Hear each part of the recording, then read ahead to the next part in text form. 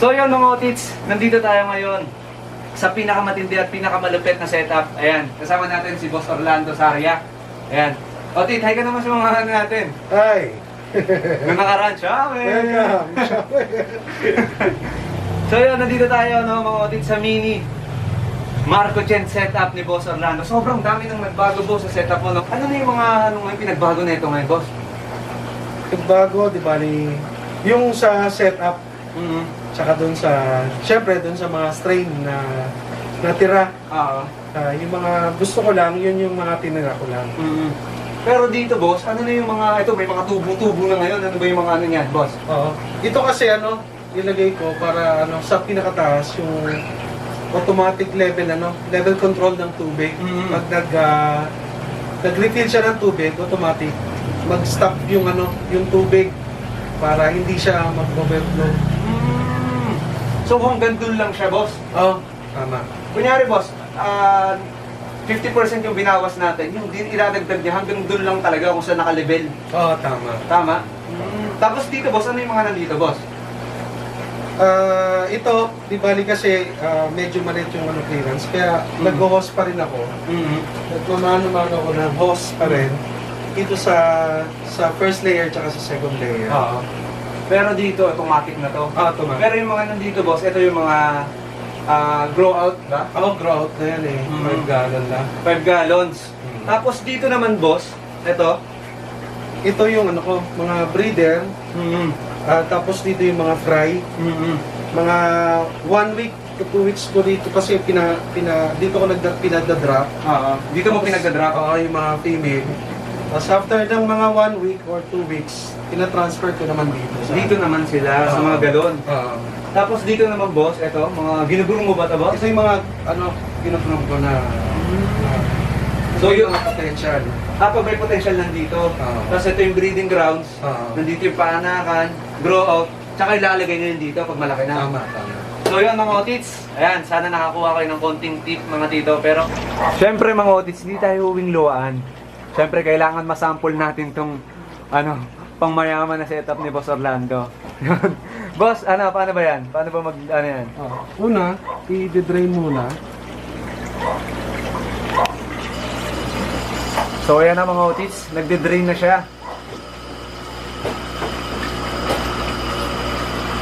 Pero talagang higop yung dumi, otit. Oo, pero nagdadampot pa rin ako kahit paano. Hindi lahat, pero at least, di ba? Bawas trabaho na rin, no? Oo. Ayun na mga tito, nagdagdag na siya.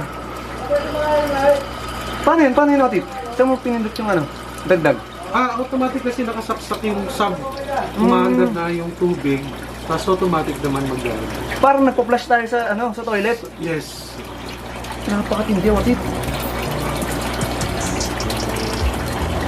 Tapos yan, hihinto siya dun sa may naka-level na dun sa saan siya nakalagay, mag-stop yung tubig. Para talagang yung sa natin, sa bowl. Oo, gano'n, tama.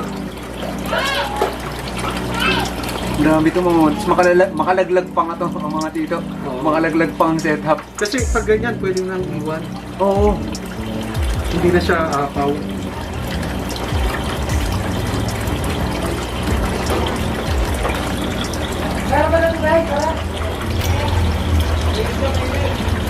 Tingnan natin mga otits, baka bago gusto baka biglang hindi huminto Teka lang, Patay tayo dyan pag hindi ko. huminto ka. Ayan po yung mga kamay namin. Ayan po yung kamay ni Boss Orlando. Titignan natin kung hihinto. Huminto ka, ayan yung kamay. Walang pumipiyet, walang taas sa gilid.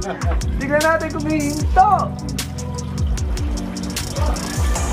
Siyempre, habang hinihintay natin huminto yan, sumipat na kayo ng mga babae dyan. Baka naman, pamain. Mga otits, pakimain na lang po sa mga gustong mag-outcross dyan. Tinawag ko yan, female. Ayan sobrang daming female dyan. Tignan nyo na naman, yung mga buntot sobrang lalapad, mga tito. Ayan na. Malapit na ito yung guhitan mga otits. Ayan. Oy, nawala! Ayun yung mga kamay. Ito yung kamay ko mga otits. Yung isa nakawak sa camera. Walang tao sa gilid. Grabe mga otits. Ibig sabihin, naabot niya na yung level. So, yun, hanggang doon lang siya. Grabe, ibig sabihin kahit pabayaan mo lang talaga siya, Otit. Kahit pabayaan mo lang, iwanan mo nga, Pusa na siya mag-i-stop. Grabe mga otits oh. Mukhang marami magtatanong sa'yo nito, otit ah. Yun lang, kailangan may pump lang.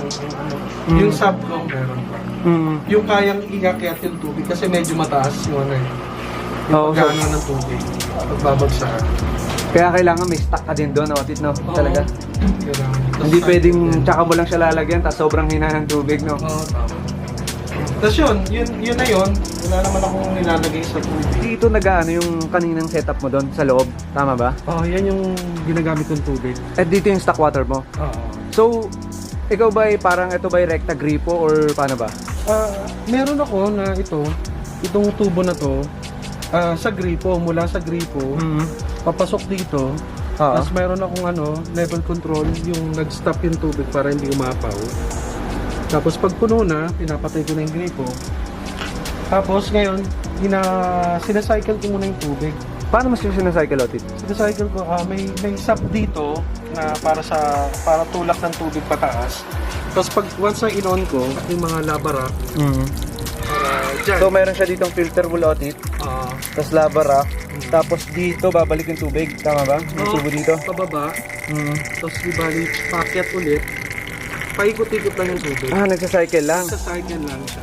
So, ang maganda dito, dumadaan siya sa mga filter. So, yung mga, bago pumunta sa gabi mo yung mga tubig, na galing sa gripo, nasala na siya ng beneficial bacteria, otit. Oo, tama.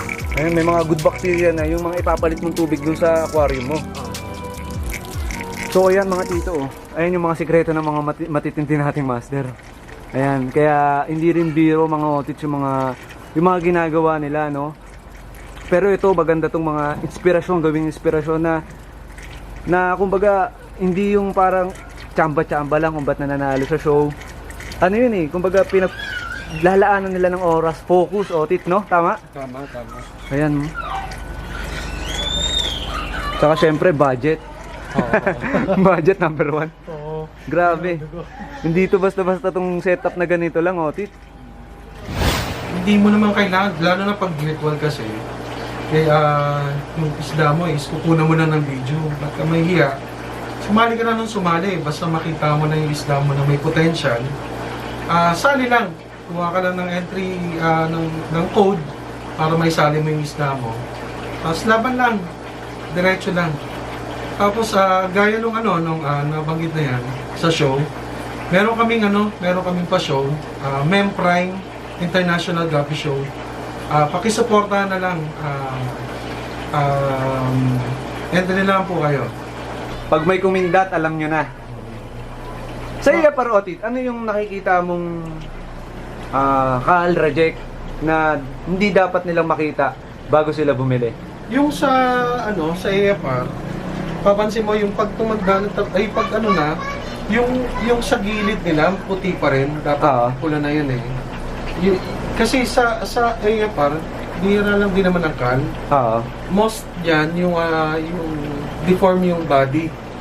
Yun, tapos yung coloration, kunwari maputla, ganun yung kinakal ko na yun. Dapat kasi intense yung yung pagkapula niya. Tapos yun nga, yung sa gilid, dapat may pula rin. Pula na rin. Oo, yung sa tiyan na naman, normal lang naman yun. Na may puti. Pero minsan may lumalabas na nagpo-full din yung full mass siya, tapos yung pating tiyan, pula na. Otit, tatanong ko lang ulit. Can ship nationwide pa rin ba tayo, otit? Yes. Luzon, Visayas, Mindanao, kaya naman. Pinanghawakan na talaga ang buong tondo. Dito naman tayo mga tito, ayan. Dito mga otits, female halos, no? Lahat Female. Ayan. So ito otit yung ating yung sinasabi mo kanina. Ayan, ang ganda niyan mga tito. Pag nagkaroon ka ng ganito sa sa setup mo, nakaka-LL ka na sa buhay. Ayan. Pag may ganyan daw otit nakaka-LL na raw eh. Ano ba yan? So ayan mga otits. Ayan, meron ka rin ditong ribbon. EBM ribbon. Yun, no? Ribbon. Tapos may singa na female. Ilan na lang yan? Tapos yan. So, syempre, para malaman din ng mga ka-otit natin, Iba ang price ng ribbon Otit sa non-ribbon, no? Konti lang naman. Konti lang ang diferensya. Kasi pag nag-out ako ng ribbon, male ribbon, female non-ribbon, female ribbon, female non-ribbon. Bali apat. Pag in-out mo siya? Pag in-out ko. Okay. Sarap bumili sa'yo, Otit, ha? So, ito yung mga AFR, mga tito. Ayan. Ito, matindi ang ABT ni Master. ABT puro female na lang ako eh. Wala na akong ano eh. Wala ka ng male, Otit? Oo eh, medyo ano na ako, pahinga muna sa ABT. Sa ABT. Tapos ayan mga tito ay mga babae rin na singga. Singa. Setup. Puro ABT nga, puro female nga, no? Female na lang talaga. Kasi pahinga muna ako sa ABT. Focus ka sa AFR, Otit. AFR talaga, hindi mawawala. So ayan, mga Otits. Ito yung mga female ko. Mga breeder ko na female. Ito yung mga ginamit mong breeder. Grabing lalaki nito, Otit, ah. Di bali, kasi pag once na nag-drop yan, pinapahinga ko sila ng halos patagal. Yung iba dyan, 3 months ang nagpahinga. 3 months bago mo ipatusok. Oo, ganun. Grabe naman. Ang tagal naman nun, Otit. Oo para at least... Kondisyon na kondisyon. Oo. Pero grabe, ito pala yung mga female mo. So yun mga Otit, ito yung isa sa mga maganda kung bakit tayo bumibisita sa mga breeder. Ito, kapag once na nag-visit kayo dito kay Boss Orlando, makikita nyo, siguro sa video or ano hindi siya malaki, pero sobrang laki niya Otit sa sa pag-actual nyo itong nakita. Sobrang laki. Sobrang laki ng mga breeder mo Otit, no? Oo eh. Grabe. So yun mga Otits, sabi sa inyo, legit na legit yung pinuntahan natin. So sobrang daming achievements mga tito, ayan. Kung bubuhay din pa natin to, sobrang matagal na kwento yung ikikwento. Sobrang tagal mga Otits, bago matapos yung kwento ni Otit. Pero yun na nga, nag-out ka rin ba Otit ng mga show potential, mga show breed na pwedeng i-entry nila sa show?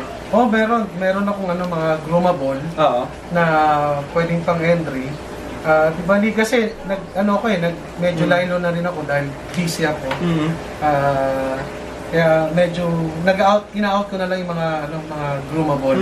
Tapos sila na mag-entry Otit. Oo. Sabi sa inyo mga tito, swak na swak pag bumili kayo dito. Sigurado makakasungkit. Tingnan niyo naman sa sobrang... Ilan na to Otit? Bilang mo? Hindi ko kasi hindi ko na bibilang. Hindi mo nabibilang, kaya pala tuloy-tuloy, no? Ganun ba yung sekreto, Otit? Hindi dapat bilangin? Baka. Pero yun na nga mga tito. Speaking of show, mga tito. Speaking of show break. Bali-balita, Otit. May parating ka raw ngayon na show. Ayun, oo nga pala, sakto. Pero kaming paparating na online show. Oo. Yung Memprime, Gapi International Showdown. Yun. Paano ba nila, sino pwedeng kontakin para dito sa paparating na show mo, Otit? Ayun, paki-contact na lang si Master Liz Justin Turco. Paki-PM na lang siya sa kanyang messenger para dun sa payment para mabigyan kayo ng code. So, Otit, magkano naman yung entry natin dyan? 50 pesos per code. Yun mga Otits. Inaasahan ko yung supporta nyo sa paparating na show mga tito. Please. Yun, supportahan natin syempre. Tayo-tayo lang din naman yung masusuportahan, wala nang iba. Kaya mag-entry na kayo mga Otits. Anong pangalan ulit ng show, Otit? Memprime. Memprime yun. International Gapi Showdown. Memprime International Show. Pag nakita nyo din sa Facebook, syempre, yan. Inaasahan ko yung supporta nyo mga tito. Kailangan lahat ng subscriber natin mag-entry. Huwag kayong mahiya. Huwag kayong mahiya sa entry nyo kasi kung hindi man manalo, at least mga Otits, sumuport, di ba? Sumuport kayo para sa hobby natin na to. Para lalo pang lumakas mga Otits yung paggagapi dito. Tama. Pero syempre, hindi ulit ako alis dito, alam ko. Pangalawang best na natin to, Otit. Kung ang tawag sa nag-groom, ay groomer. Ang tawag sa nag-show! Shower! Mga Otits, salamat sa inyo. Nandito pala ulit ako sa Greenwoods Subdivision, mga Otits. Bisitahin nyo na lang si Otit. At yun, kung gusto nyo ng mga matitindi at malulupit na gapi. Any last word, Otit? Yun lang. Continue. Happy fish keeping. Happy fish keeping. Patuloy pa rin na natin. Happy fish keeping. Fish!